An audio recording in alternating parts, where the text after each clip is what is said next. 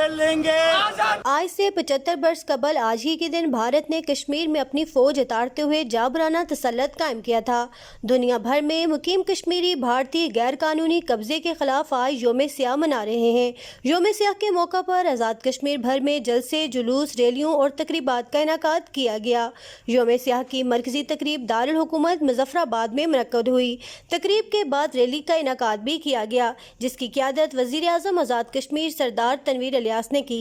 Rally में साबिक speaker व मेंबर असम्बली शाह गुलाम कादर, सीनियर वजीर ख्वाजा फारूक अहमद, डिप्टी स्पीकर रियाज गुजर, हुर्रियत रहनुमा यूसुफ नसीम के अलावा सेक्रेटरी हुकूमत और शहरियों ने बड़ी तादाद में शिरकत की।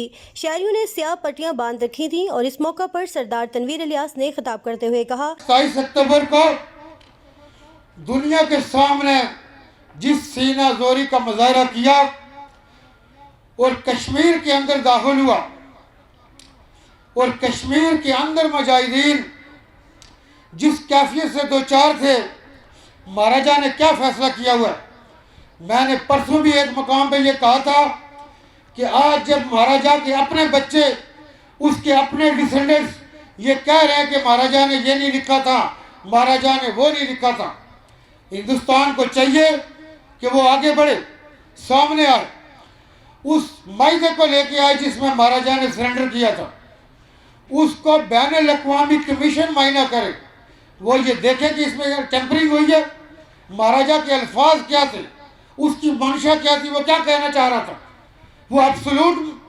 मर्जर चाह रहा था हिंदुस्तान के साथ। अगर ऐसी बात नहीं है तो तू इस दस्तावेज को दुनिया के सामने पेश कर। रियासत में अपना फौज उतारा था जिसकी रेजिस्टेंस भी लोगों ने की और बल्तिस्तान और आज़ाद कश्मीर आज़ाद हुआ था। हमारी वो मंजिल जो उस वक्त श्रीनगर की तरफ थी, वो मंजिल आंसू को नहीं मिली।